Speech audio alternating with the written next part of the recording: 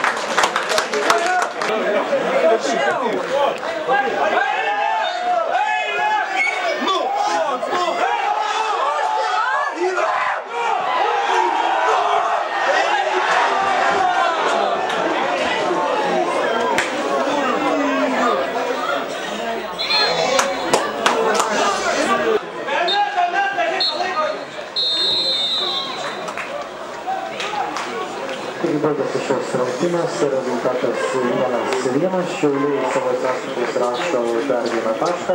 Pasaulio futbolo čempionatą prisijunkite prie Šiaulių futbolo klubo.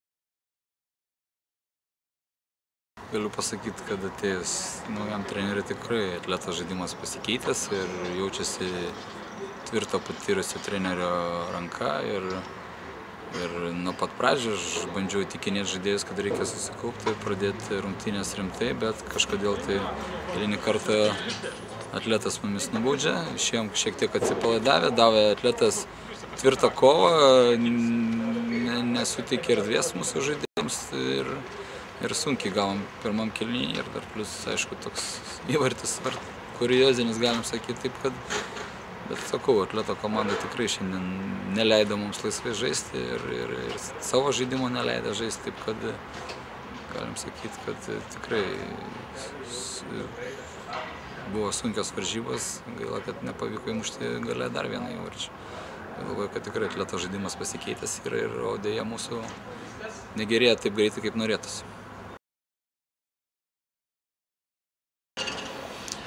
Manau, kad vis tik tai, nežiūrint tą didžiulę taškų skirtumą aikštėje, vyko, sakyčiau, kad lygi kova. Ir su abipusiais šansais laimėti, abipusiam galimybėm. Taip, kad gal kažkuria prasme ir dėsningas rezultatas, tos lygiosios, nes manau, kad taip gal abi komandos būtų gana stipriai nusivylę, jeigu kitoks rezultatas buvo dabar. Lyg tai, kad mes praleidom pabaigoje, tai mes turėtume būti daugiau nusivylę, šeimininkai lyg tai gelbėjo tašką. Ką padarysi, čia galbūt suveikia tas nepatyrimas tų žaidėjų, bet tai mažiausia problema, kokia gali būti. Nes tas patyrimas ateina su kiekvienom rungtynėm.